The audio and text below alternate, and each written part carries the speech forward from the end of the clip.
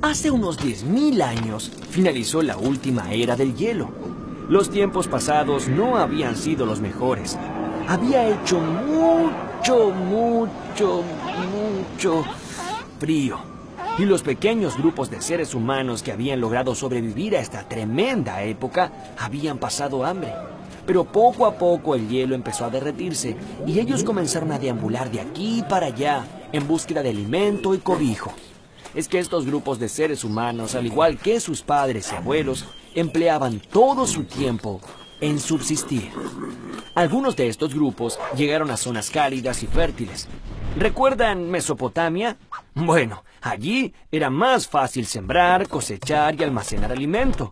Esto les permitió establecerse y tener más tiempo para pensar en otras cosas. Claro, antes empleaban todo su tiempo en subsistir.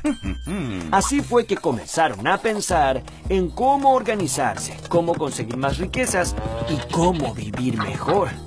Durante miles de años el desarrollo de Occidente se expandió a lo largo de la cálida y fértil cuenca del mar Mediterráneo.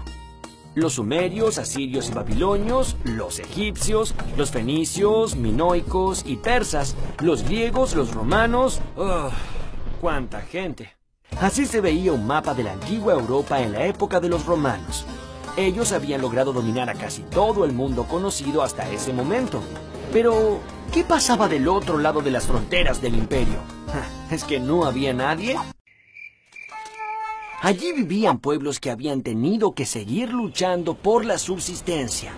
Por el año 600 a.C., en Europa Central, un conjunto de tribus de diversos orígenes comenzaron a modelar lo que hoy llamamos la cultura celta. Estos pueblos eran muchos y muy variados, y rara vez se organizaban entre ellos para conseguir un objetivo común. Eran montones de tribus independientes que muchas veces incluso peleaban entre sí. Los llamamos a todos celtas, porque compartían una misma forma de vida, un mismo idioma y una religión en común. Los celtas. Los celtas fueron muy peleadores y tenían fama de enojarse ante la menor provocación. ¿Quién usó mi hacha para cortar la ensalada? Fueron una sociedad militar liderados por un jefe guerrero que comandaba hordas de valientes soldados dispuestos a invadir y saquear todo lo que encontraran a su paso. Ay, claro, pues eran iguales a los romanos. Bueno, no tanto, Pipo. Es cierto que los romanos también invadieron muchísimos pueblos, pero a diferencia de estos, los celtas no se caracterizaron por pensar cómo acumular el poder ni dejar conocimientos para sus futuras generaciones.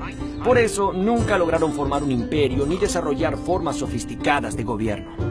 Una vez que los guerreros conquistaban un territorio, levantaban una ciudadela fuertemente fortificada llamada opidas.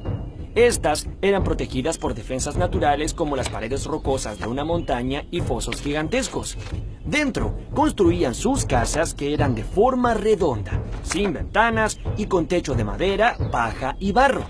Alrededor de las casas estaba la granja, donde andaban sueltos cerdos, vacas, ovejas y caballos. Los pobladores trabajaban duro y guardaban trigo, centeno y cebada que necesitarían para sobrevivir durante el largo invierno. Una vez que la población crecía, simplemente no había más lugar. Y entonces, un grupo salía en expediciones para conseguir nuevos territorios. Así fue como, por necesidad, los celtas fueron expandiéndose rápidamente. Alrededor de 5 siglos antes de Cristo, la influencia celta se propagó desde la península ibérica hasta el Mar Negro. Tanto afán por la expansión hizo que algunas tribus celtas cruzaran los Alpes y tomaran tierras al norte de Italia. En el 387 a.C., tuvieron el atrevimiento de invadir, saquear e incendiar la ciudad de Roma. Así se inició una rivalidad legendaria que duraría por siglos. Los romanos llamaron galos a estos fuertes guerreros y jamás les perdonarían la insolencia de haber saqueado su amada ciudad. Los druidas. Los celtas creían que la palabra hablada tenía poderes mágicos. Invocando en sus oraciones a los dioses, los sabios podían curar o ver el futuro. Pero como no deseaban que esos poderes mágicos cayeran en manos del enemigo, nunca dejaron nada por escrito e intentaron mantener todo ese conocimiento en secreto. Cada tribu tenía su sabio, que ha sido pintado como un señor alto y flaco, con blancas y largas barbas, que vestía túnicas cruzadas por lazos de oro y que portaba varitas que ocultaban poderes mágicos. Estos sabios se llamaban druidas y eran tan importantes para los celtas que los jefes de las tribus siempre les pedían consejos antes de tomar una decisión. Los druidas conocían los poderes curativos de las plantas de los bosques. Con extractos de estas hierbas preparaban brebajes que servían tanto para curar como para infundir valor en la batalla. Dicen que con estas pócimas mágicas, los guerreros adquieren la fuerza de cientos, o miles, o millones. Los druidas de diferentes tribus se congregaban una vez al año dentro de los sagrados bosques de robles para celebrar una convención muy especial. Allí compartían sus hallazgos y conocimientos. Muchos enseñaban a los demás cómo fabricar brebajes mágicos y mostraban sus efectos. Era una verdadera convención de magos. Cada druida era acompañado por un joven discípulo. Este asistía a su maestro mientras aprendía pacientemente a lo largo de su vida los secretos misterios que guardaban los bosques. La guerra de las Galias. Las disputas entre celtas y romanos fueron permanentes. La verdad es que para las temibles legiones romanas, los combatientes galos eran muy molestos y le hacían muy difícil el trabajo de expandir el imperio. Hasta que a mediados del siglo I a.C. llegó un poderoso general. No, fotos y autógrafos luego. Este general fue Julio César, y con él los galos fueron finalmente conquistados. Pero no crean que fue una tarea sencilla. Tuvieron que pasar más de 7 años de constantes campañas militares antes que Vercingetorix, el último rey galo, cayera en manos de César. A lo largo de todo ese tiempo, unas 800 ciudades cayeron bajo el dominio romano, y la cantidad de víctimas fue escalofriante. Se calculan alrededor de 3 millones de personas caídas en combate, mientras que aproximadamente otro millón fue capturado y luego vendido en los mercados de esclavos.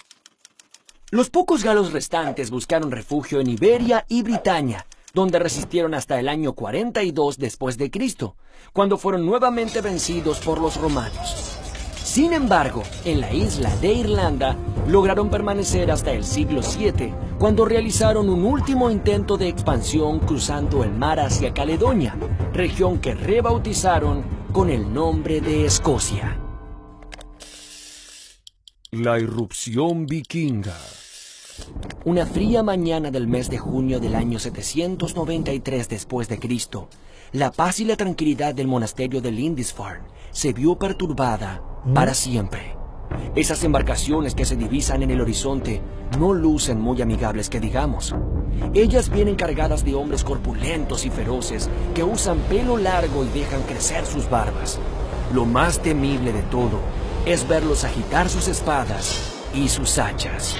Estos señores se llamaron vikingos y pasaron a la historia de esta violenta manera, matando monjes y luego robando todas las gemas preciosas y los adornos de oro que pudieran cargar en sus barcos. Todo lo demás sería destruido.